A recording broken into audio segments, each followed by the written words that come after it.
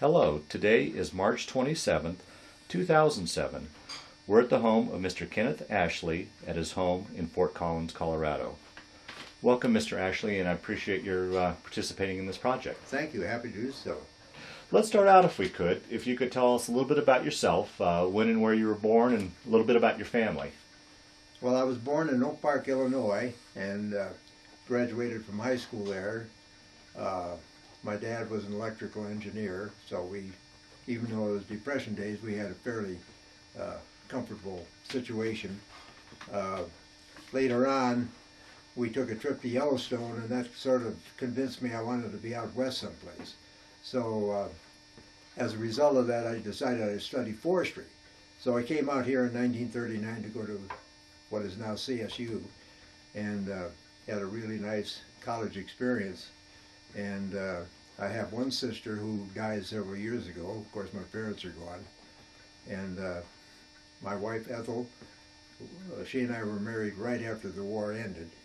And I met her at her and her mother's home, where they had a basement apartment that we rented in early 1943. That's the way I met her.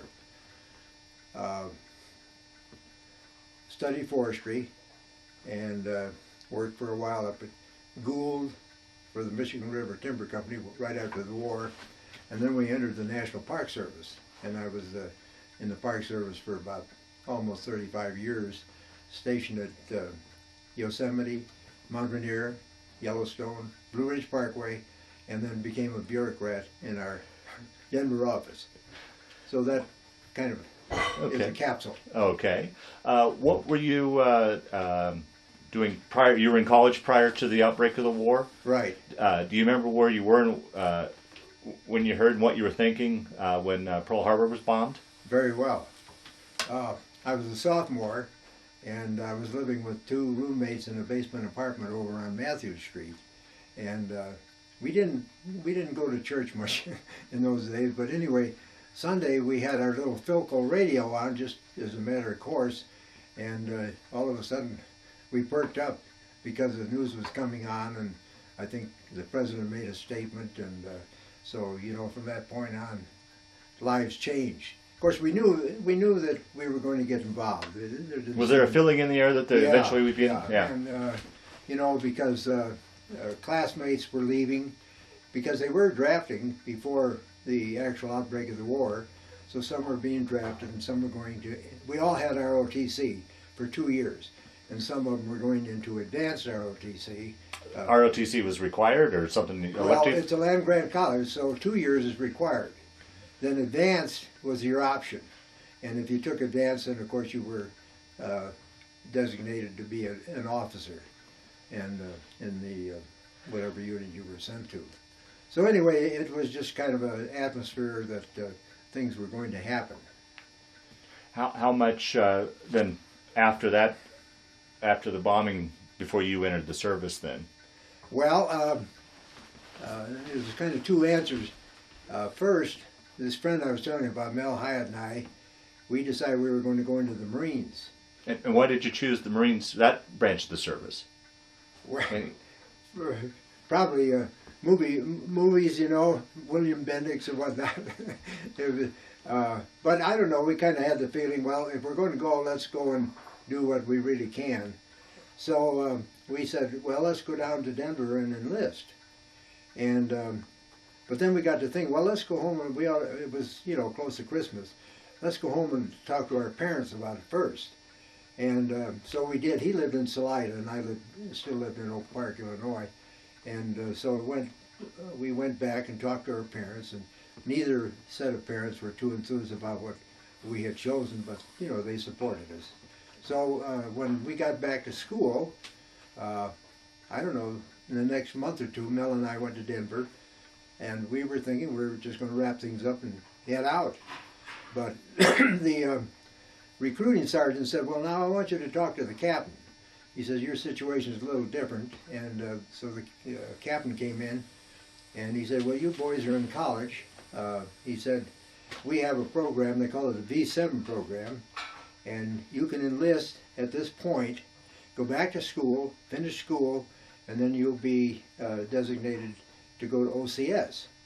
So we said, well, gosh, the war might be over at that time. He said, I think there's going to be plenty of war left. So that's what we did. So we came back and finished school, which was, you know, really a great thing to be able to do. And so it was, and we were PFCs, not in uniform or anything, but we were in the Marine Corps. And then in May of '43, we graduated, and then I went directly from here back to Parris Island, South Carolina, to go into boot camp. So that was the beginning. Okay. Talk a little bit about your boot camp experience and training. Well, Marine Corps boot camp is pretty unique, you know. They treat you pretty rough. And back in those days, you know, there was a lot of profanity, but the DI was like a mother, but also like God, and you responded to whatever he had to say, and so we started out by this long train trip, ended up in Beaufort, North Carolina, or South Carolina, and then they took us by cattle truck over to the island. And this was late May, so it was already getting hot down there. And you know, they took us in and shaved our heads and made us take a bath, and gave us a little suitcase or travel bag, and we put all our stuff in there, and he gave us a shipping tag, and we put our address and shipped it home. And from that time on, we were owned, body and soul by the Marine Corps. So for officers, it was everybody took 9 weeks of boot camp. One of those was in serving in the mess hall. As prospective officers, we didn't have to do that. All people designated for OCS were together. So we were spared that 1 week of mess hall. We had 8 weeks, 3 weeks of which were spent on the rifle range. And that was one of the neatest experiences I had. The day we qualified, I had the highest percentage for our platoon. And there were about, 10 or 12 platoons that shot for record on that one day. And then every Saturday they'd have a formal review, and they'd present, you know, the marksman's expert and sharpshooter medals. And anyway, our platoon had the highest percentage qualifying, and I had the highest mark in my platoon. So we went before the commanding general, and he pinned my medal on. Had you experience shooting experience prior to entering the Marines? Very little. Yeah. You know, we used to go out here to Horsetooth and plink around at prairie dogs and that type of thing. But really, they teach you how to shoot. So it was strictly the training I got there that resulted in I having a good score. So anyway, after 8 weeks, then we were shipped to Quantico, which is where the OC, or Officer Candidate School, was. And we had 8 weeks of Officer Candidate School, and then we were commissioned. And that was a little bit dramatic too, because the first sergeant called out names, and the names that he called out were guys that didn't make it. So you look down your squad, and a couple guys were missing here and one missing there, and really, I remember one guy who was a good friend of mine, Danny Rakovitz. He was called out. He didn't make it. He was a honor student at St. Bonaventure, a football player. We never could understand it, and there was even talk that we were going to refuse our bars, but you don't do that. So I never did hear any more from Danny what happened to it, but it was, you know, really sad. But it was a happy occasion for everyone who made it. But then we went right into what they call ROC, which is Reserve Officers, ROC, Reserve Officer Class. And it was more or less the same thing all over again for 10 weeks. And you were still treated like boots, although we did get out on leave and we had the uniform, you know, so it's kind of fun to go to Washington and whatnot. And the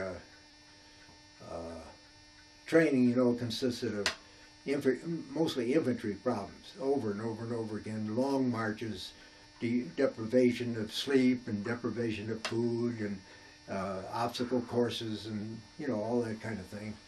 And I think it was pretty rigorous training. But ROC, they had really weeded out everybody in OCS, and I don't know of anybody that didn't make it through ROC successfully. So then we were given leave, and I came home to Illinois, and Ethel met me there, and I think that's where we decided to get engaged. And so we had about 10 days leave, and then I went back to New River, North Carolina, for Officers Base Defense School. And I was there, I think, 10 weeks. Came home on leave and came to Fort Collins, and then from there I went to San Francisco and overseas. Let me back up and ask you a question. Did you and Mel travel together this whole time? No, we were in the same OCS, the same ROC, but then he went to 105 Artillery, and I went to 155. Okay. So that was really, well, we had, a little leave time. We got together in Richmond, but that was the last time I saw him until we got home. Mm-hmm. Okay. Okay, and so after all your training, you were assigned to the 3rd then, or how? No, I reported to San Francisco, and we were put up in a hotel, and we were told to call into Fleet Marine Force headquarters every morning by 10 o'clock. And if there was anything doing, they'd tell us. If there wasn't, we'd just go on about our business. And but you needed to kind of stick around because you had to make that phone call every day. Now, some guys cheated a little bit and went other places and made the phone call, from Northern California or something. But I was kind of afraid to do that, so I stayed right in town. But it was kind of fun. San Francisco during wartime was really an interesting place. And then it must have been, I think it was mid-February of that we 44. Okay. Yeah, that we got word to report to USS Monticello, which was at a certain wharf there in San Francisco, and it was a converted Italian luxury liner, been converted to a troop ship. So we got on that thing, and the next stop was New Caledonia, which was, it was a long trip. Of course, in those days, the ships were zigzagging. I always understood that they could, there was only about a 10% loss in efficiency by doing that zigzagging, because of subs. And on the trip, there were 6,500 troops, 300 Army nurses, and 30 of us Marine officers. And we were put in charge of either compartments or mess halls. And I had a mess hall. And that was an interesting experience in itself. But anyway, we found out whether we were subject to seasickness or not. I was just going to ask you, had you ever been on the sea prior to that? I mean, No. Growing up in Illinois and going to school in Colorado, did you get your sea legs, or how did I never had any trouble. No. Never had any trouble that way. Some guy, I even knew a couple guys in the Navy that never did get over seasickness. They had to transfer, for shore base or something like that. But it never bothered me, thankfully, because we were aboard ship quite a bit, going from place to place. But in New Caledonia, we were there for, I think, 3 weeks, and we were just Marines, no relationship to a unit. And so our days consisted of playing horseshoes and volleyball, and then at night we'd play poker. And that was about, and New Mia, to me, was a very unfriendly place. We all went in, it's a city, the capital, and largely French possession. And at night it was just all the shades were, drapes were pulled in the houses, and so after a couple of trips in there, and during the day too, it was just kind of a feeling that they didn't really want you around. So we stuck pretty close to the base. Then after that, I got orders to go to Guadalcanal. And of course, the fighting was over, but it was our training base. So then I was in what they call a casual battalion, which is still a bunch of people not attached to anything, and we had the responsibility of work parties at night to unload ships, and that was mainly a case of taking the roll about every hour to make sure people didn't disappear or something like that, you know, because they were a bunch of enlisted Marines and they had no connection either. They really knew that we weren't going to be their officers at any time, so they about did what they thought they could get away with.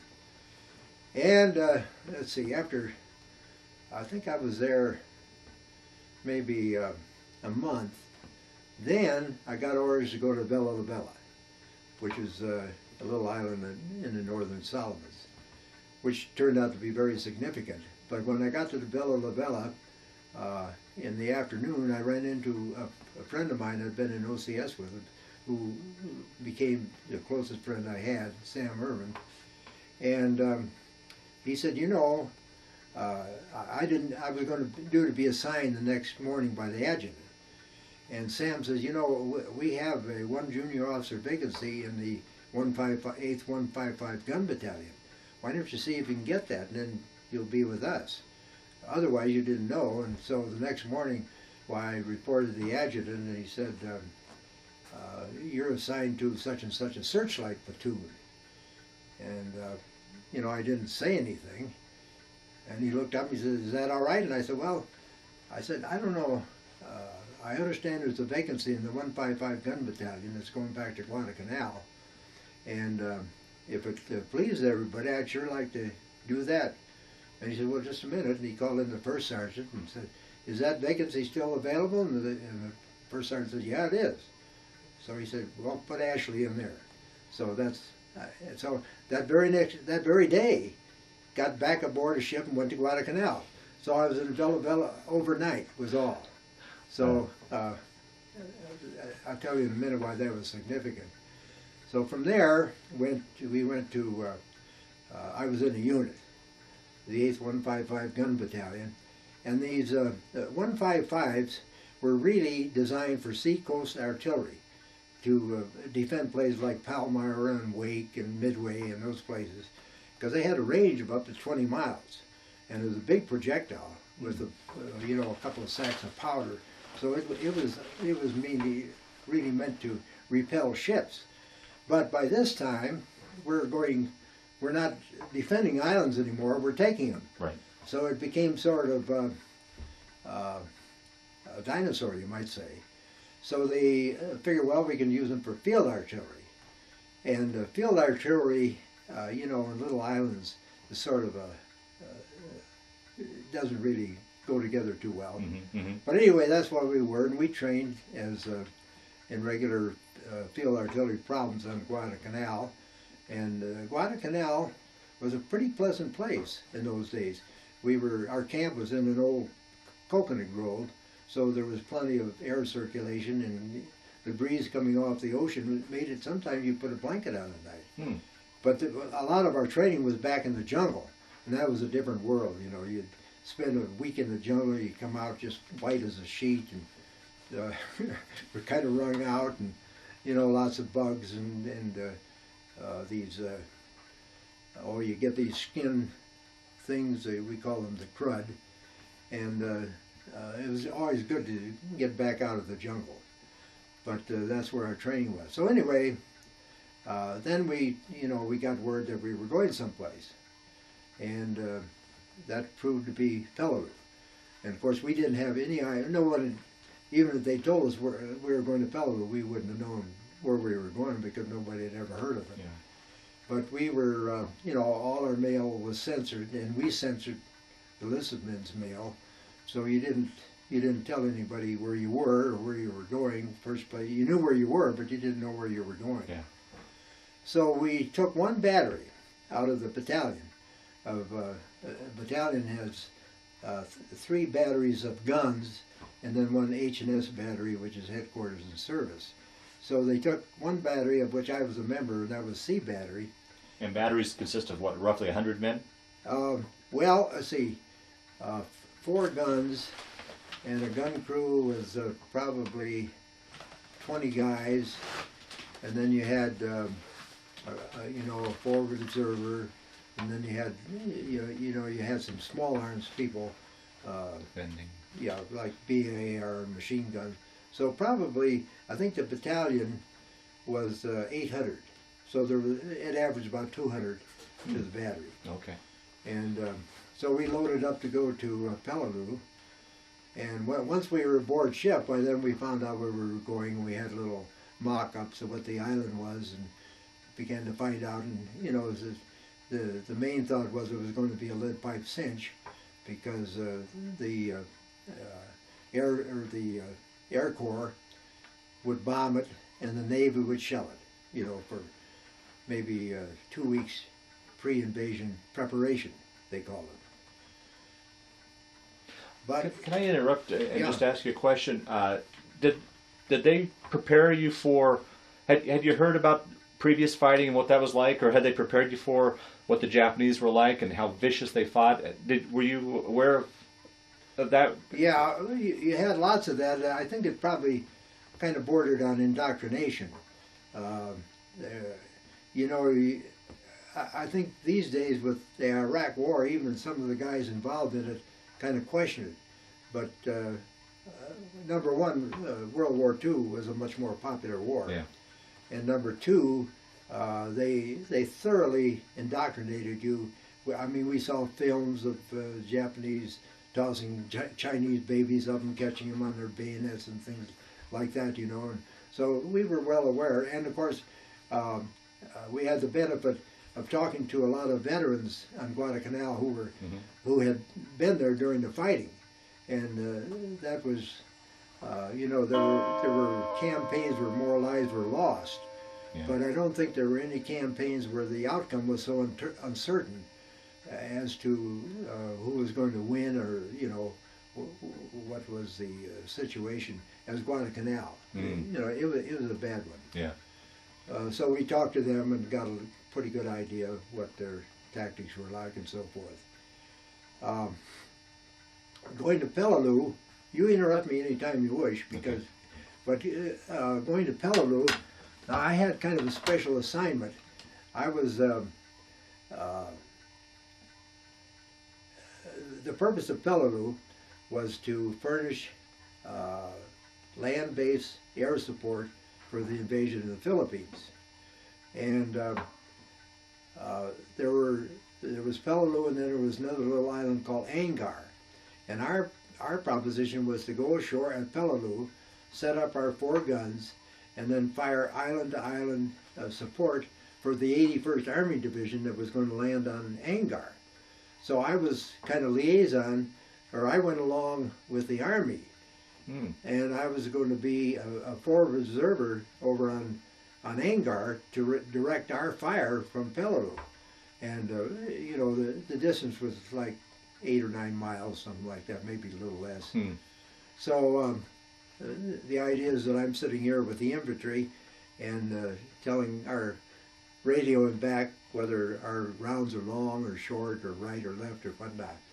But the fighting was so vicious on Peleliu, our guns didn't get ashore. And so here I am sitting on Angar, and I had a radio team, 3 guys, you know, radio operators with me, and we just kind of joined the Army, you might say, and I acted as a forward observer there. And it was a, you know, it wasn't a easy campaign, but it was much easier than Peleliu, and there were, you know, weren't near the casualties and went much faster. It was not nearly as well defended. So that battle of Angar was won, and so me and my radio team were just sort of relaxing, and pretty soon came a message from I guess he was a major at that time, Hannah, my CEO, said, tell Ashley to get his ass over here and get with us, you know. And because they were having such a hard time on Peleliu, you know. And yet we really weren't doing much, because all that they were doing was just kind of staying under cover because there was no use for the field, you know, the 155s. But our major, Hannah, was kind of a innovative guy, and there developed a situation where a group of Marines, it seems to me it was like the 5th Marine Regiment, whose commanding officer was Corky Walt, who was a member of the Walt family, and he at one time was a instructor here at the ROTC. Anyway, he had this regiment of, no, it was a battalion of Marines that were trying to make it around this ridge, a coral ridge, that was just honeycombed with caves and whatnot, and they just couldn't root them out of there. And they were getting, you know, sniper fire and mortar fire and everything else. So Hannah got the idea that we could use a couple of our guns and pull them right up close to this ridge, and we could fire into those caves and blow the hell out of them. So that's what we did. And but if you can imagine firing a gun meant for 20 miles, we were firing a range of 300 feet, like a football field, and we were actually bore sighting, and of course it was really hard getting them into position, and we lost some people that way. But after about 6 hours of firing, we'd pick a hole, fire at it, pick a hole, fire at it, pick a hole, fire at it, whoa! And we'd hit something, you know, like an ammunition dump up inside of there, and smoke would come out of all of those holes, you know. And after about, you know, like I say, 5 or 6 hours of that, why, Walt and his Marines got up and walked around that thing with no trouble whatsoever. And that was, you know, we got an accommodation for that.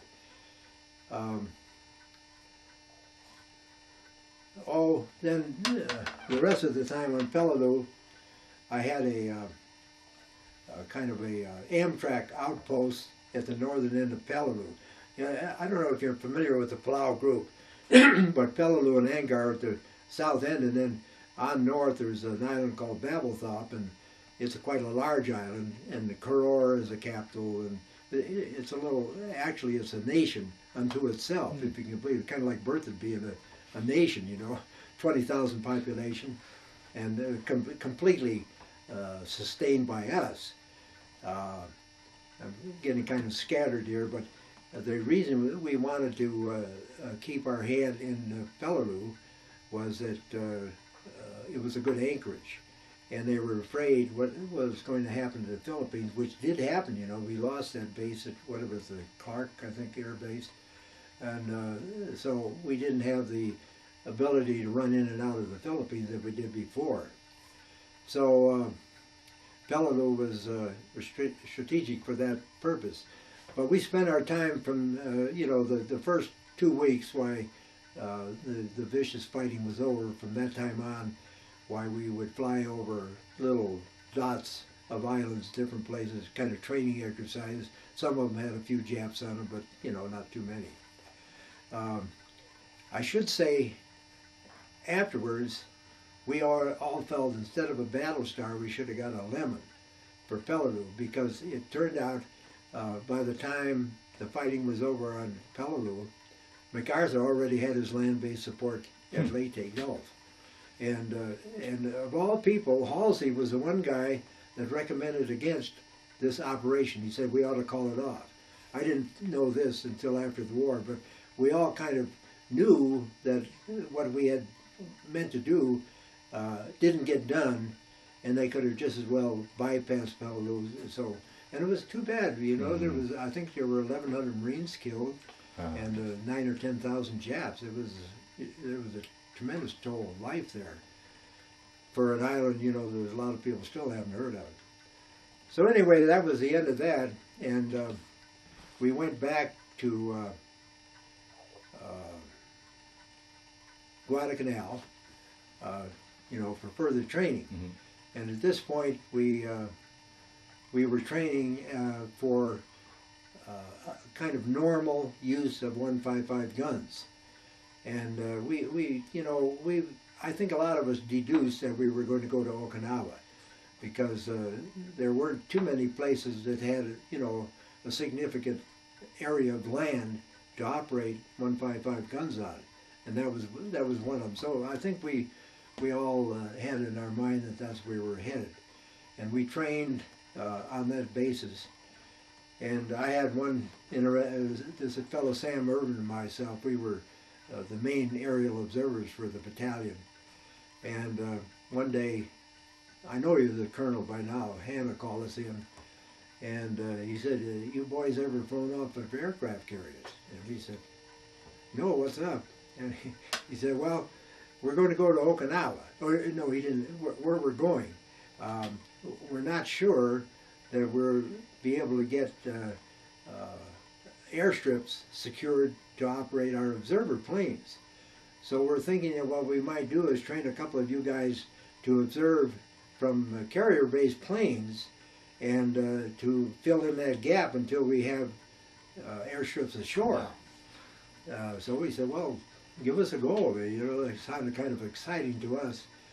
So we reported, and I can't even tell you the name of the carrier. They had a name for them. There's smaller ones, you know, like vest pocket carrier or something like that. I don't know.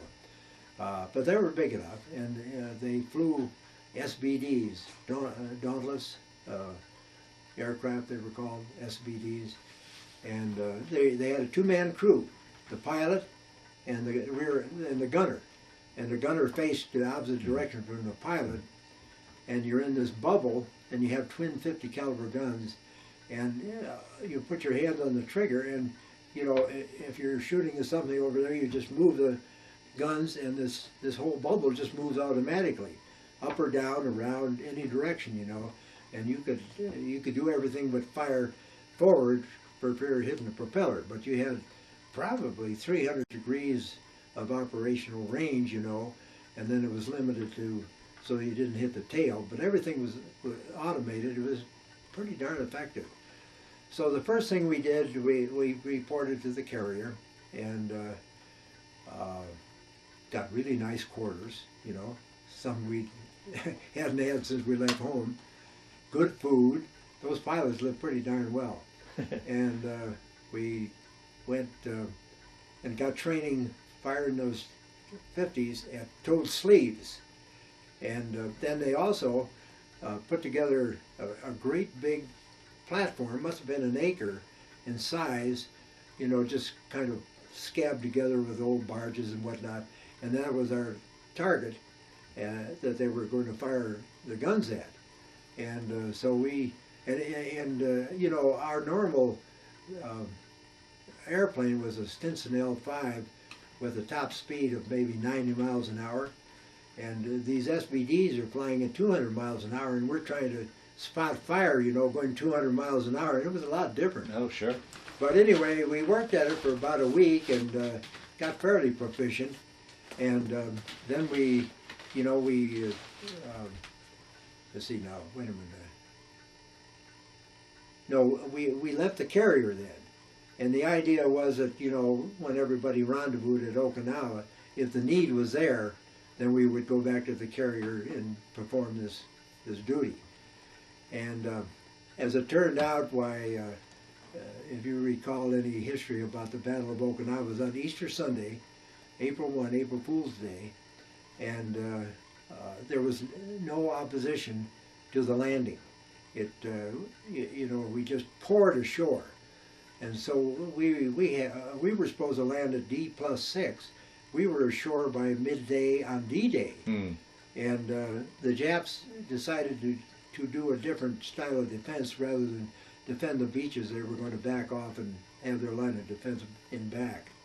Wasn't there a fake invasion on the other side of the island too? There was. Yeah. Okay. To kind of divert their. I'd forgotten, but you know,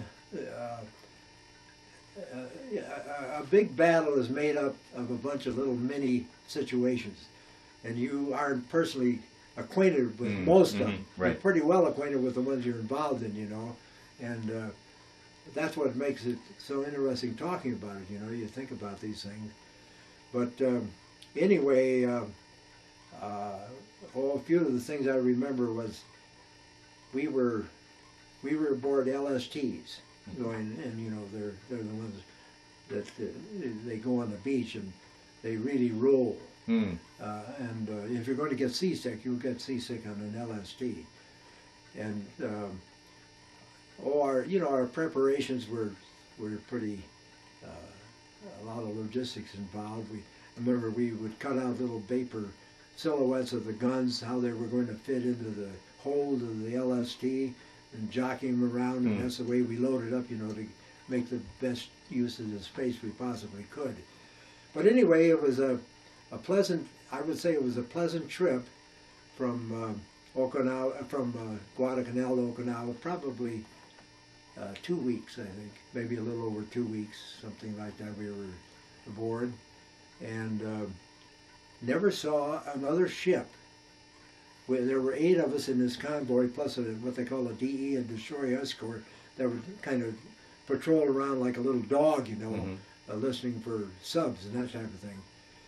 And once in a while we saw a friendly airplane, but other than that, we didn't see anything. And the morning we got to Okinawa, there were ships everywhere. And, you know, I've heard all kinds of figures, but there was around 2,000 ships anyway, that it all showed up. Can you describe that sight? I can't imagine what that must look like. As far as you could see, you know, there were ships. And the thing was, you thought, you know, somebody knows what they're doing. Because here, all these various units, Marines and Army and the Navy, and they got together and got all these ships here at the right time from places all over the Pacific, you know. It was really pretty impressive, I know that. And so it was mostly chaos getting ashore, because, I mean, people are jockeying for position just to find a place they can ram up on the beach and pull their guns off, and they wanted to do it in a hurry because, you know, we were afraid that something might happen, and it did happen. That's when they launched, we understood, something like 800 kamikaze planes came from Japan mostly, and you know, they were strafing the beach and bombing the beach, and it was really, even though there was no land-based opposition, the air was really pretty spectacular and pretty dangerous to be around. You just had to find some place to, you know, get behind or get under or anything. And one guy in our battalion got into a bad situation. It was humorous too, but they have what they call night soil over there, and night soil is human excrement, and they use it for fertilizer. So everybody brings, each village will have a central tank, kind of looks like a swimming pool, except it's full of shit. Oh. And anyway, there was one of these not too far from the beach, and it was right near a schoolhouse. And I remember the thing was littered with papers from the schoolhouse that had been hit. And when one of these kamikaze waves came across, he dove in there because he thought it was a good place to. He didn't realize what it was, you know. And golly, got bathed in crap, and we didn't go near him for a while, you know. So he carried that with him the rest of the battle, getting made fun of. The Marines went north, and the Army went south. And the Marines, 2/3 of the island were north, 1/3 of the island was south, but it was bigger. And about 5 or 6 days, the Army going south ran into the Yanaburu Shuri defense line, and from that time on, why, it was bad. And the Marines went north, and you know, like we were following along, picking up our guns, setting them down, picking them up, setting them down, and there was hardly any opposition at all on the north. So then we turned around and headed south and got with the Army. And so this is where I guess I had the most stressful time, because I was an aerial observer, and there were 13 of us that operated out of this airstrip, Kadena I think it was called, And So you never did have to use the aircraft or the aircraft no, carrier no, that option. Was that was just a little episode. Yeah. We enjoyed it. Yeah. But there were 13 of us operated out of this Kadena airfield, and there were some of those were Army, maybe 3 or 4 were Army, and the rest were Marines. And we flew. If you're a Marine, you flew with a Marine pilot. If you were Air Force, you flew, or Army, you flew with an Air Corps pilot. And we would fly 3-hour shifts. Like if you'd fly start at 6 o'clock in the morning, fly till 9, then you'd have 3 hours off, and you'd fly from noon to 3, or you'd start at 9 and 9 to 12, or else 3 to 6. And we did that, I think, about 3 weeks. And, you know, every time you got back, you just heaved a sigh of relief, because we were flying out over enemy territory all the time. And we were flying in these planes that fly along at 85 miles an hour. And we lost 2 observers. And I don't know to this day, and I don't know that anyone really ever knew what happened to them, but they just didn't come back. And but you have to realize there were 36 field artillery battalions firing, and the Navy firing in from both flanks, and so we kind of figured that they must have gotten hit by a projectile up in the air, just blown out of the air. Wow. Because during training, we always just watched that gun target line so religiously because of this very thing. But here we're, you know, the battalion of 12 guns, they're all going through the same motions, but only one fires, you know, to see whether we're successful or use that as a marker. So here, when you got all of this stuff flying through the air, I think that's probably what happened. Wow. So anyway, when we got through with that, it was a great relief. I got promoted to first lieutenant, and then I was a battery executive officer in charge of the firing and all that sort of thing. And that was pretty relaxing in comparison to the aerial. And that kept you on the ground. That promotion kept you on the ground. Yeah, right. There was no more flying. And let's see. So you know, the Okinawa battle went on. I think it was 2 months, something like that. We went ashore. We went ashore April 1, and let's see. The war ended what, April 5th or August 15th, I think. The Hiroshima and Nagasaki were the 6th and 9th of August. So anyway, April, let's see, April, May, June, well, it was 4 months. And it, you know, we realized at that point, you know, that the Japanese were fanatical. And, you know, and they weren't scared of anything. I mean, they were a formidable foe. And later on, you know, after the atom bomb, they were talking about going into Japan. And a lot of people thought that, you know, Japan, after the atom bomb, why they wouldn't resist. But we knew better. So anyway, the atom bombs were dropped, and then. Do you remember hearing about that, and could you understand what that was all about? No, you know, it. I think we got the first word of it.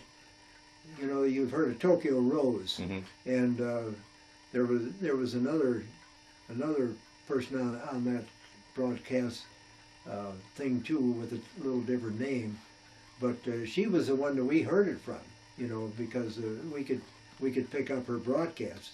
They were aimed at us, and she said only that it appeared that the Americans had a new type of bomb, and so then we started asking questions, and even our CEO didn't know what was going on, you know, and I think it was well, it wasn't very long, maybe 24 hours, we began to get details about what this bomb did. It was one bomb, you know. Could you comprehend that? No, you couldn't.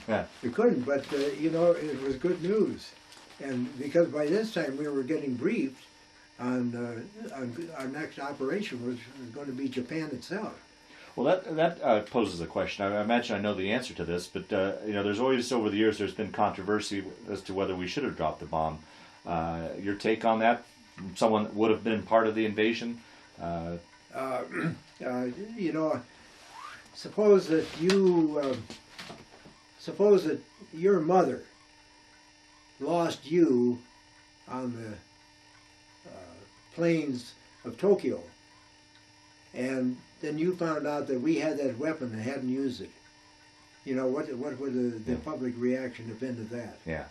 And I always figured. In fact, I wrote a long soapbox to the paper about that, because in response to a history teacher at the high school that made this argument, that we should have demonstrated or something like that, and that was often proposed, but there was nothing like actually dropping it and demonstrating what it could do. And I would say that there was a sigh of relief by multiple units all over the Pacific and elsewhere too when that thing was dropped, because you knew that would end the war, and that was more important to us than any philosophy that was imposed by dropping the bomb. Yeah. And so no, I've always felt that we were fortunate that we had the technology to develop it, and that we had a president who at that time had the guts to use it. And so I'm for the bomb. Yeah. In that situation, certainly. Yeah. Because us in particular, we were supposed to be kind of a diversionary. At that time, why we were attached to the 4th Division, and the 4th Division, according to the plans that we had, was going to be diversionary onto Japan. Be a feint and almost be kind of sacrificed, you might say, for the betterment of the whole operation.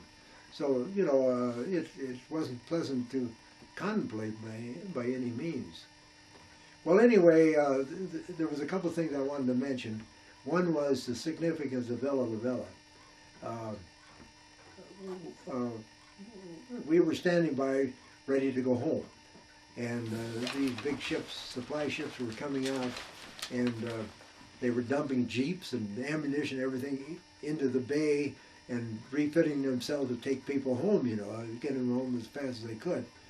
And we were in the mode of just waiting for quite a long time, maybe 3 or 4 weeks, and I didn't know when I was going to get to go home until we were informed that we were going to go to Tientsin, China.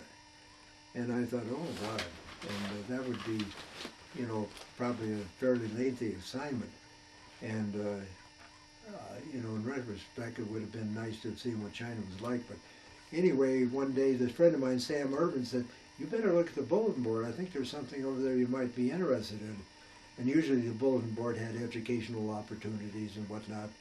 But I finally went over there, and it was a memorandum from Fleet Marine Force Pacific about 5 points being awarded for the consolidation of the Northern Solomons. In order to qualify, you had to been in the Northern Solomons between this date and that date, which really quite generous. And the one night that I had been in the Villa La Villa qualified me for those 5 points. I'll be there. And I went to see the adjutant, and he confirmed it, So then I went from the Tientsin list to the stateside list, because I had they had a point system, based on overseas duty, amount of combat, your rank, your marital status if you had one, and a Marine officer needed 65, I think it was 65 points, and I was about 3 shy of that, and that 5 points for Villa Villa put me over the line. There was one more little thing I wanted to mention to you. You remember we had a Secretary of State by the name of George Shultz. He was under Reagan. And at one point I read where he was going to Koror, which is in the Palaus where Peleliu was, and that he was going to negotiate some kind of a agreement with them about this anchorage. but that he was delighted to be going back to Karor because during World War II he'd been a liaison with the 81st Division of the Army. And I thought at the time, I said, that can't be. That was me. He was, and when we went to Peleliu, you know, I was aboard ship with the Army, Yeah. and General Mueller was the guy in charge of the 81st Division. And every day I went to a meeting with he and his colonels, and you know, whatever. And he treated me like another general, really. And there was no one by the name of George Schultz anywhere around.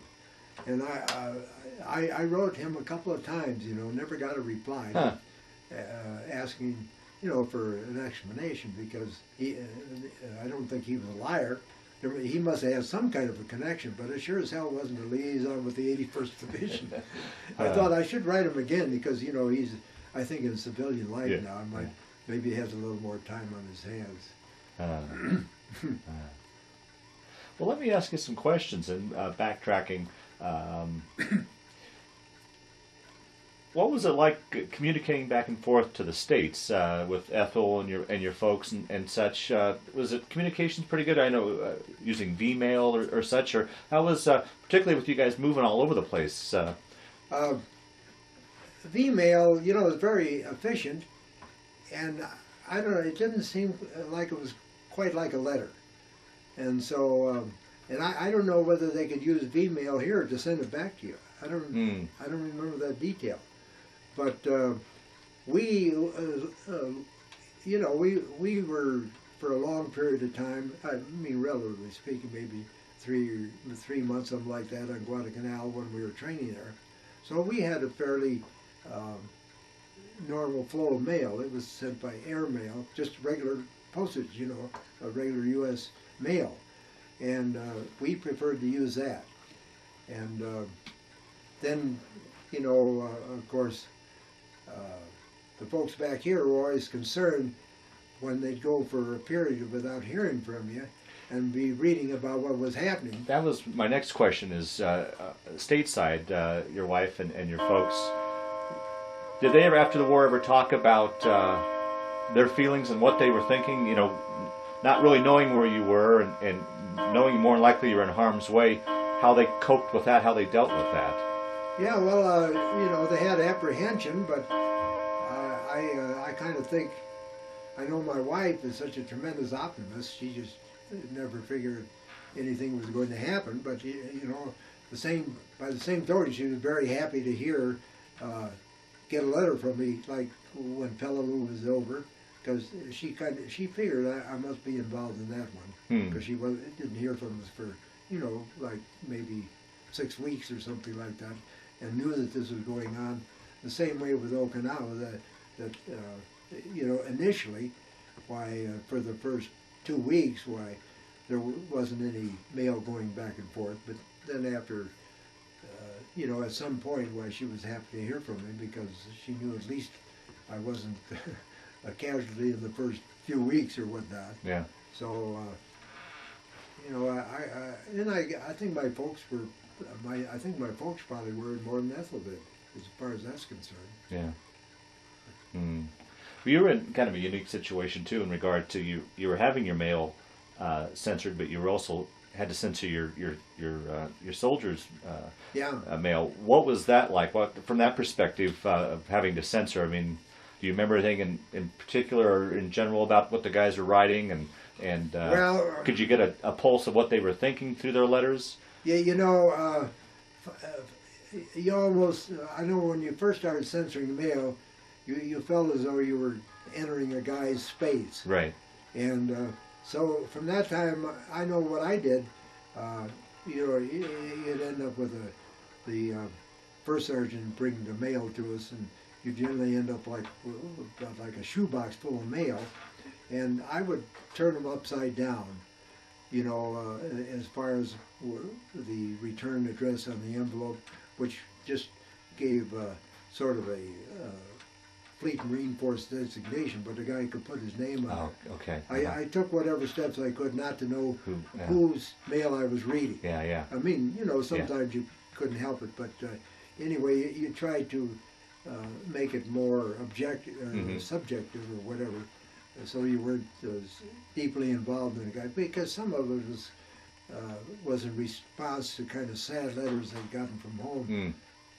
You know, the so-called Dear John letters. Yeah. You know, some of those came through, and so I don't know. I never thought too much about my mail being censored, because we knew the game, and so we weren't trying to slip anything by the censor. Yeah. You know, Yeah. but like we had stationery. Marine Corps stationery that had Triple E and various historic Marine Corps battles, and one of them was Guadalcanal. And then sometimes you'd see somebody had penciled in all of the vowels on Guadalcanal, you know, so that they would know what some kind of a key there. But Right. you'd have to send that back to the kid and say, write it over, you know, or get rid of that. And so I don't know. It was a chore, and that was one thing. You know, during our training period, why we would probably spend an hour a day censoring mail, and it just got to be a completely boring task. You didn't enjoy the thought of doing it at all. Yeah. And you were saying on your when you were on the aircraft carrier how conditions were, how nice they were. You talk a little bit about your living conditions in various other parts. How you slept. Were you getting enough to eat? What kind of food were you eating? Being in the jungle, did you ever have any problems with any of the jungle diseases that come with that kind of stuff? Talk a little bit about your living conditions. Guadalcanal, where, you know, I probably spent more time there than anywhere, except Okinawa maybe. But Guadalcanal, like I say, when we were in our camp situation, it was pleasant. We go swimming every day, and you know, in the evening we get movies, and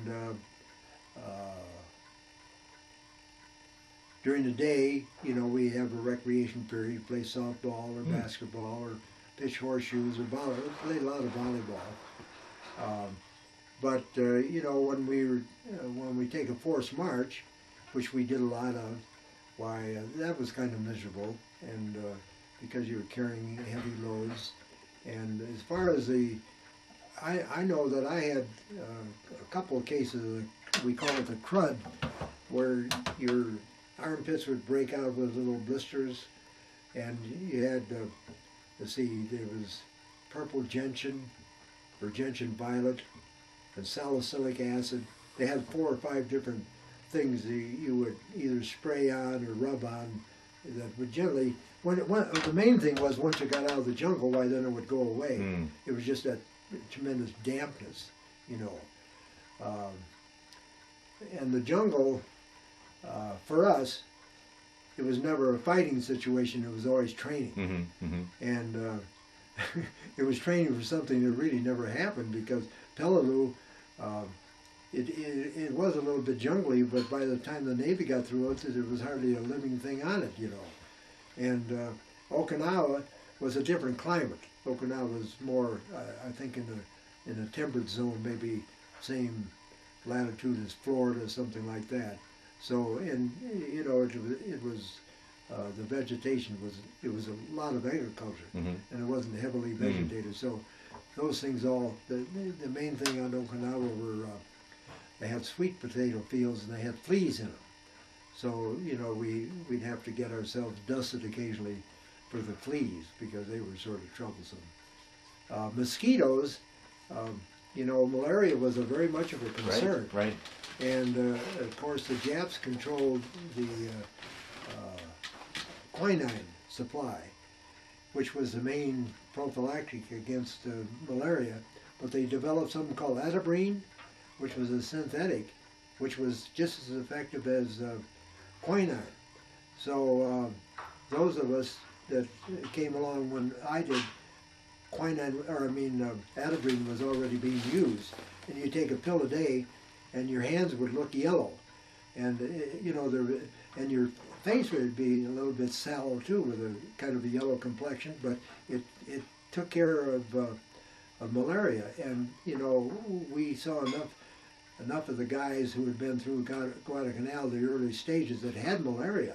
It's a terrible disease. I mean, it is bad. You see a poor guy, you know, just breaking out in a terrible sweat and hot as it could be in the next minute, the way he's freezing to death. And, you know, I don't remember any of my friends or acquaintances dying from it, but they were, you know, pretty well disabled. And once they had malaria and got to the point where they were stable, they shipped them back to the States. And then malaria, I think, as I understood, malaria, once you have it, it's kind of with you for almost forever. So that was, and then, well, like when we went to Okinawa, I remember we had 19 shots, and I think there was yellow fever and dengue fever, and of course your tetanus renewal, and I think there were, you know, probably 5 different things we were given shots for, but some of them were multiple shots, you know, 3 or 4 shots at a time. So that was one time. It was good to have a name began with A, because you get that out of the way, and then you could go climb in the sack for the rest of the day, you know. So yeah, that you know, the condition, and as far as food is concerned, it was pretty good, considering we didn't have a whole lot of fresh food. I ran into a friend of mine from my high school days who was a lieutenant in charge of a garden on Tulagi. He laughed about it because he said, I'm in charge of a fruit and vegetable platoon. But they grew fresh stuff. Tulagi was a, you know, very fertile little island, and they adapted the soil to our type of gardening, and they grew everything in the world over there. So when we were in Guadalcanal, every once in a while we would get, you know, a supply of fresh vegetables of some kind. But by and large, you lived on stuff that was out of the can, or I think you know, there was no freeze dry stuff. There was no no frozen stuff. Right. It was all stuff that came out of the can. So, or powder, you know, like powdered eggs and powdered milk. Excuse me, powdered milk and they, you know, the mess sergeant had to be kind of innovative to make that stuff tasty and whatnot. Yeah. So, you know, it was, that was something you longed for, where it was good food. The best food we had, I recall, was after that typhoon on Okinawa. You know, really that was one of my worst experiences with that typhoon. And we had a Navy refrigeration ship that was driven ashore about 4 miles from our camp. And it was just beached up there, you know, listing way over. And so, you know, all of the camps up and down the northern shore there had pretty good going there for a while, because they had all kinds of refrigerated stuff, you know. So that was good. But by that time we were getting ready to go home, so we weren't too far from fresh food as it was. Yeah. What was it like, a Midwest boy going to all these exotic places? You remember your feelings about that, or was it just? I don't imagine. Well, it sounded like you traveled a fair amount as a youngster, you know, coming up to Yellowstone and Colorado and such. But I don't imagine you'd seen much of the world or knew much about. I mean, was it a strange feeling to go from Illinois or Colorado to the jungles of the South Pacific? Yeah, well, of course you were sort of mentally prepared for it, because we followed the news very closely when, you know, we knew we were bound for that situation. Yeah. And the jungle was something we anticipated, not with joy, of course, but I don't think there was anything about it that surprised us very much. Yeah. I guess mostly the amount of rain was a factor. You didn't realize how much rain you could get.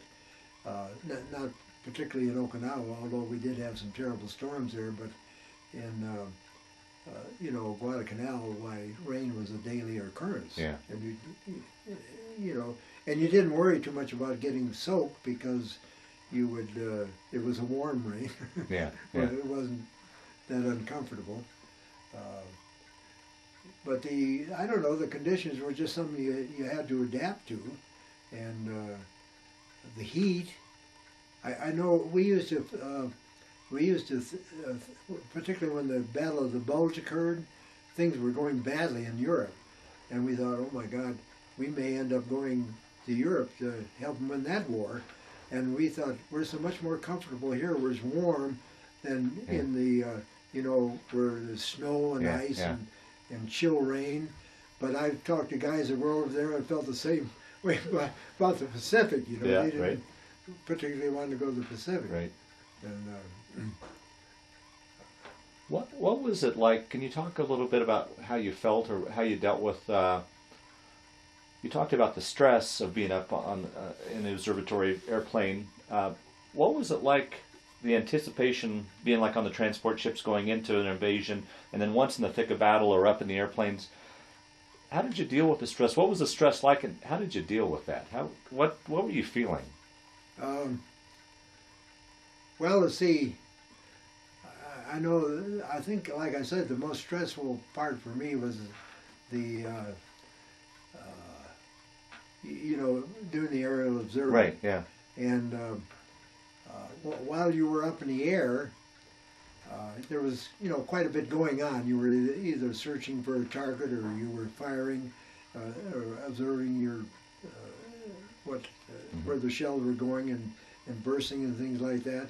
But then when you finally get aground, and then you anticipate, God, we're going to have to go through all of this and again in another 3 hours, and then we have to do it tomorrow and the next day and so forth. And you just wish it would end. Now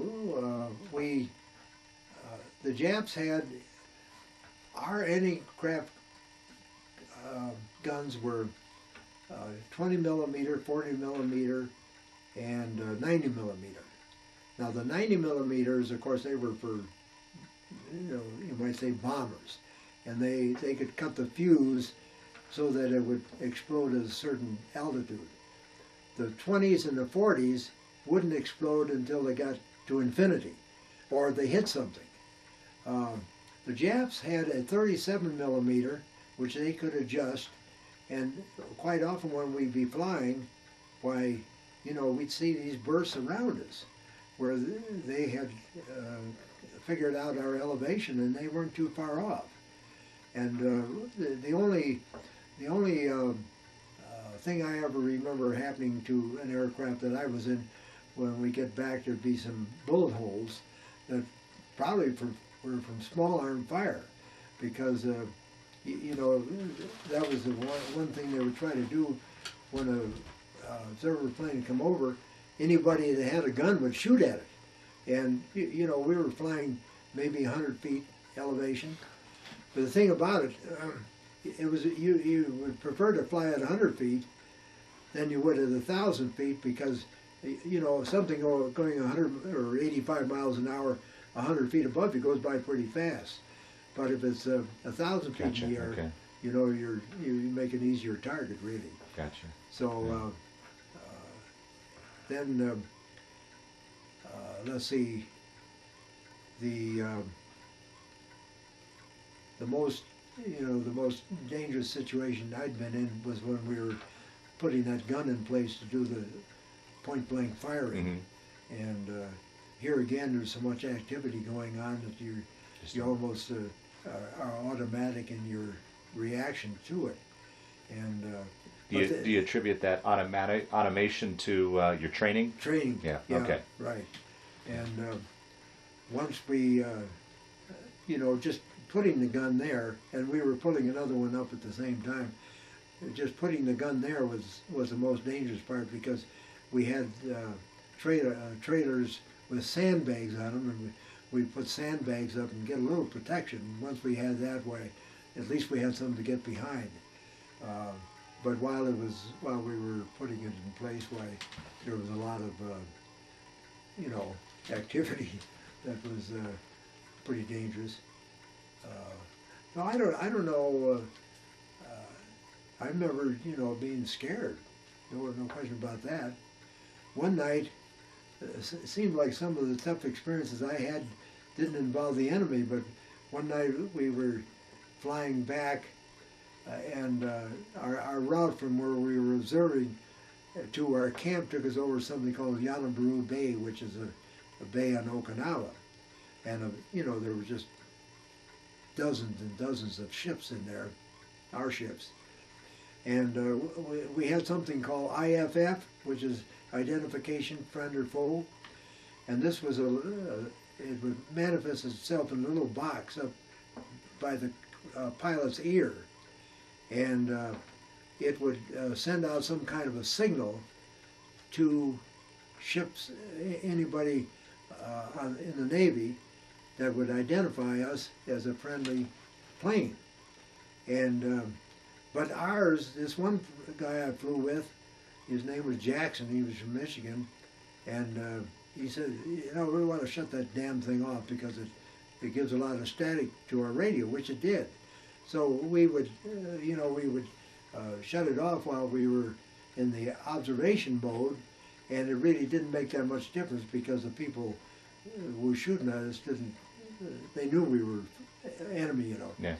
Well, this one night we were flying back over Yanaburu Bay, and all of a sudden it looked as though an inverted Christmas tree coming toward us, tracers, and we had forgot to shut that, activate that IFF. Oh. And I remember the pilot said, turn it on, we got to turn it on, and it quit just like that.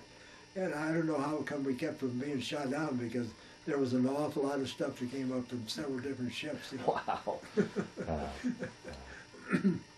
How was it coming home? Can you talk a little bit about your homecoming and how you felt finally getting home? And I don't know if you came back to Colorado or Illinois, or talk a little bit about your homecoming. Well, we got aboard a merchant marine ship, and if I was to draw a string between Okinawa and San Diego where he led, it would go up way up by the Aleutians. Because the Earth is round, it isn't like the Mercator projection. You go like that. So and this was I got home. I think I got home November 6th. I got to San Diego November 6th. So we were probably on board ship about 3 weeks, and boy, it was cold, and it seemed like we were still in the, not necessarily the South Pacific mode, but at least not too far from the equator, and I guess our blood was thin, so we didn't spend too much time out on deck. And the other thing I remember, there was only about 6 of us Marine officers, the rest were enlisted men. So we ate with the ship's officers, which is kind of nice. And the skipper, he was talking about his income tax would pay our salary. And as a first lieutenant, I got $165 a month. And he kind of laughed at that, and he said, well, I pay enough income tax to take care of that a couple of times, Those merchant marines, they made pretty darn good money, Wow. But they deserved it. But anyway, we got to San Diego, and I think it was about 10 or 11 o'clock at night, and the Red Cross was there, and they had tubs of fried chicken, sliced tomatoes and mayonnaise, and milk, and I think cookies. But, that was stuff that went pretty good because we hadn't seen it for a long time, so everybody pretty well gorged themselves on that. And then after that, we went to Camp Pendleton, and I spent the next 30 days signing leave slips for guys. And the first thing when you got there, you told everybody, well, I'll be home another 3 days or something like that. Don't get in a hurry. You're going to be here about a month. And that was just sort of the normal amount of time it took to, I think they did a little debriefing and preparation for going home. You had some leave and whatnot. I ended up, kind of enjoying it, but anyway, I got home on, I think it was November 30th, and we met Ethel and her mother. Her father was gone. Ethel and her mother met me at the Brown Palace, and she was worried about whether she'd recognize me, you know. And I kind of felt the same way, but I really recognized her. How long had you been apart? Well, let's see, from May of '43 until December of 45. Yeah. Some year and a half about. Was it, I don't imagine you had a hard time recognizing her, but did she feel that the war had changed you, your experience, or was she... Well, you know, we've talked about that, and people ask, you know, about this post-traumatic syndrome and all that stuff. The only thing that ever bothered me was, I don't think it was indigestion, but my stomach rolled a lot. You could hear it growling, and I think it had something to do with, you know, the food was maybe richer, and I was kind of, I always had a sweet tooth. I was tending towards some of those things that we hadn't had for a long time. And that's really the only thing I think that she noticed about me, was that my indigestion was, or my digestion wasn't as satisfactory as it should be. Mm. But other than that, we took up pretty much where we left off, you know. We had talked about, well, I shouldn't say that. We never considered getting married, except when I came back in November on leave. And we thought about, discussed it at that time, and we decided, in fact, I had already lost two close friends who had married here while they were seniors, and both of them were in the Air Corps and got shot down. And, you know, I wasn't going to be in an airplane getting shot down, at least I didn't think so at the time. Yeah. And we, you know, it was a conscious decision. Well, you know, why we can't really enjoy much of married life, you know, for 4 or 5 days or something like that. So let's put it off. And I'm glad we did. But a lot, you know, that was a decision that a lot of fellas were making at that time, was whether or not to go ahead and get married or not. And you know, it was what was right for one guy wasn't necessarily right for the other guy. Yeah, yeah. Your mom back at the Brown Palace, returning home, and can you continue your story a little bit about from there on? Well, we were, let's see, I think it was November 30th when she met me, and we got married on December 8th. Is that right? Yeah. Yeah, and once we got going, why, we didn't waste any time. Yeah. And so our 60th wedding anniversary was, let's see, in '05, a year ago last December, and the kids put it together, and the invitation had a copy of that telegram that I had sent her from San Diego to meet me at the Brown Palace. Because I flew from San Diego to Denver, which is kind of unusual in those days. Right, flying. yeah. But you could do it. Yeah. They had commercial air service. So that was a new experience. And so we were married in, like I say, December 8th. And my first employment was up at Gould, Colorado, working for the Michigan River Timber Company. Did that for a year, and then got into Park Service, and life went on from there.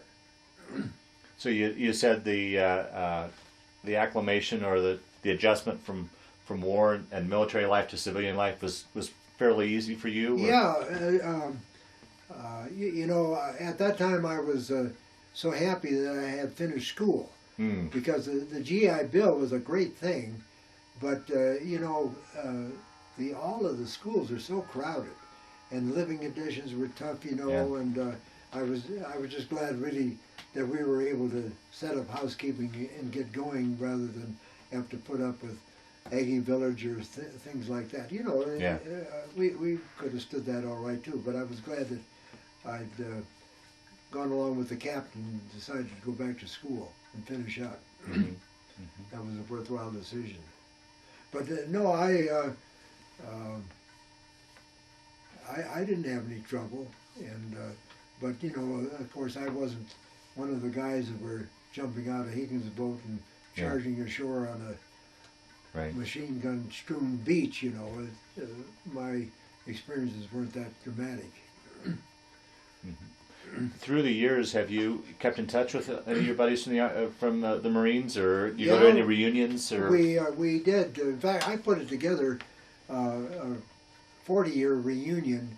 Let's see, that was in 1985, and we all got together in Asheville, North Carolina, because my friend Sam Irvin had the wherewithal to, you know, set up some pretty nice entertainment. And no, that was just the officers. We have I get correspondence from you know, other outfits. See, we were not being part of a division. Why, we didn't have that maybe cohesiveness that some outfits did. So the officers, but we kept in close touch, and it was a lot of fun getting together with them. And my closest friends are all gone now. There was there were 40 roughly in the you know, officers contingent of the 8th Battalion. And I think that there's only 3 of us left. And I correspond with, or I chat with them on the phone, the other 2, fairly frequently, you know, maybe once a month or something like that. But we haven't gotten together since '85. We thought about doing it the 50th. But, you know, I think if you go back, you'll find that there were a lot of 40th anniversary, because guys were still pretty healthy. And, but when you get to the 50th, why, you know, you're talking mostly 70, 75. They don't like to travel so much, and you know. So I was glad we did that for the 40th. It was a real success. Have you ever traveled back to the South Pacific to any of the places? Yeah, I did.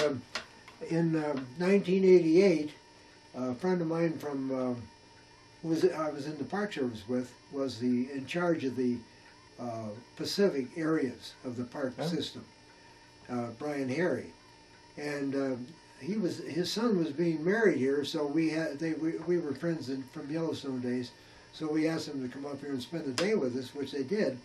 And Brian told me that he was going to be going back to Peleliu in about 6 months or something like that, because it was being considered as a unit of the War in the Pacific Memorial, like the Arizona knows part of it, and Saipan has some. And I said, well, Brian, I said, you got to take me with you, because I'm the only guy that was in both the Park Service and in on the assault of Peleliu. And so he made it happen. And so I did. I went back with him in 1988, and I was supposed to, you know, kind of study it from the standpoint of whether it would make a good unit of the park system, and write a report, which I did. And I thought it would be a good unit, but the political situation was so volatile that even while we were there, the president of Palau, the whole group, was killed. And it was called a suicide at that time, but later on, why Brian told me they were beginning to think it was a murder. But there were 2 factions over there. One wanted the U.S. to support them with no strings attached, and the other faction wanted to allow the United States to have a nuclear presence in their anchorage. It was either nuclear or anti-nuclear was the issue, and they really got quite concerned about it. So it was an interesting time to go back and try to visualize that ridge where we did the firing, and also to visualize the airstrips. Right. Because, you know, we were flying the bombers in and out of there, finally, and there was nothing that would accommodate a bomber. What was left of the airstrip was just wide enough for, you know, I don't know what, some kind of a Grumman airplane or something like that. They had a little air service, ran back and forth up and down the Palaus, which we did, but anyway, that was a nice experience to do that, and you know, kind of nostalgic, and brought back some memories, and I don't want to do it again, but I was glad to have been able to do it that time. Yeah, yeah, yeah. How do you think the war or that time period in your life affected your life or played a part in your life? Well, I always kind of viewed it as an opportunity, and you know, if it hadn't been for the war, I never would have been in the Marines. And being in the Marines is kind of special. It's something that you always kind of enjoy, being able to, if somebody asks you, you say, well, in the Marines, kind of special. And I think that the discipline, learning that discipline is a good thing. Mm-hmm. And I think probably we have a little different attitude than the young people today do. I don't know. I shouldn't say that probably, but it was an experience that taught you, love of country and patriotism. And I've always been of the opinion that, some people say, well, I don't believe in this war, I don't want to fight it, but I've always kind of had the philosophy that we elect people to represent us, and we have hopefully good people working for them, which I think we do, and they're making decisions that are, life and death, very important decisions, and I'm willing, as a guy who doesn't really know that much about it, to go along with what our leaders have to say. Mm-hmm, mm-hmm. And, I think that's the way a democracy has to function. Yeah. So whether I would have taken the same attitude during Vietnam or this war, I don't know. But, when the time came, why I wanted to be part of it. Yeah, yeah. Yeah. Well, as we start to wind down this interview, is there anything that I didn't ask you that you wanted to talk about, or is there any closing statements that you'd like to make? I'll tell you one little experience I had, which was pretty dramatic, was I was a Cub fan, Mm-hmm. and anyway, we had a typhoon on Okinawa, and this typhoon coincided with the 7th game of the Chicago Cubs Detroit Tiger World Series in 1945. And this typhoon had been kicking around in the Western Pacific for 2 or 3 days, and the meteorologists were trying to figure out whether it was going to come to Okinawa or not, those that are stationed there. Well, finally it did. It hit us head on, And so about 3 o'clock one afternoon, when the thing was beginning to crank up, our CO gave the order to strike our camp, secure all our canvas and park all our vehicles, and then everybody on his own head for the hills and just look for whatever shelter you could get, because we didn't have anything substantial to stay in other than tents, Well, the sergeant, I was the officer of the day at the time, and the sergeant of the guard was from North Chicago, so he was a Cub fan too. And we were able to, we had heard all previous 6 games of the World Series by Armed Forces radio, and on the other side of the world they were coming in like 11 o'clock at night or something like that. And so Scarborough, his name was, I decided, well, once everybody has cleared camp, we're going to stay, which is what we did. And our camp was on a little spit of land that was attached to the main island by a kind of a causeway that was a couple 100 feet long and made out of masonry of some kind. So anyway, we had officers' mess, which was a board building up halfway and then canvas from that point on, screen and whatnot. We had a generator, we had electricity, we had a radio, and we figured we'll just weather it out. Well, about dusk or dark, it began to be horrendous. And we thought, we haven't made a good decision. Let's go see if we can find our battalion and at least do what they did. So, which meant crossing this causeway. Well, there was no railings on it. It had a little curve that high on each side. It was just barely wide enough to get a vehicle across. And but we couldn't get across that thing because the wind would actually lift us up, you know, and threaten to blow us into the water, which was sort of an estuary. So then we decided to go back. In the meantime, you know, the roof had disappeared from the mess hall and the boards were broken down. The generator had quit, and there was no good reason to stay there at all. But we had to at that point. So, and I would say that this spit of land operated like the Outer Banks do, you know, in North Carolina, is a protection of the mainland and very subject to erosion. Well, what we did, we got a couple of TD-18 cats and crunched, excuse me, 2 55-gallon drums in between them.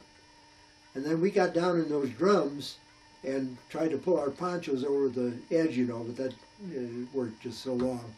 But that's where we spent the night. And, you know, all night long, the ocean spray was coming over us. The noise was just something else because it was thunder and lightning, everything that goes with a typhoon. And we were wondering, is this land going to cave away, which it could, because we were only about 100 feet from the edge of the ocean, you know, and we thought we were in a very vulnerable position.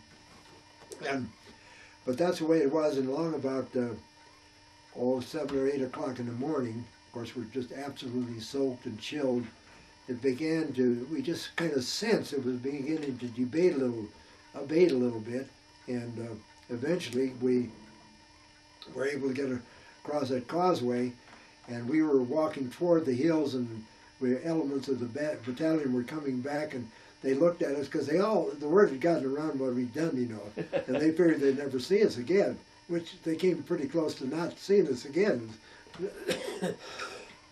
And we didn't get to hear the game, and of course the Cubs lost it, and so that was the final humiliation. But I think that was one of the worst experiences I had, really. Oh, really? Yeah. Worse than the fighting. You look back on it now, it's kind of funny, though. I guess it's a funny story now. But well, if there's nothing else you'd like to talk about, or we'll wind down this interview. Okay. I want to thank you for your participation in the project, but more importantly, I want to thank you for your service to our country. Well, thank you very much, and it was an enjoyable experience. And this photograph is of our 8th 155 Gun Battalion officers, and I am on the back row to the right of the picture. This group was together most of the final 2 years of the war, and we did have a reunion in 1985 when probably 90% of them got together in Asheville, North Carolina. This photograph is of myself and Sam Irvin, my closest friend in this group of Marine Corps officers, and is taken shortly after we returned to Guadalcanal from Peleliu. And you can see that we're pretty lean at the time after that operation. Well, this picture here is of me shortly after I was commissioned. The 2 medals, one is the expert rifleman, and the other one is simply the good conduct medal that everybody got. And I was particularly proud of that expert rifleman because that was what the Marine Corps was all about, being a good shot.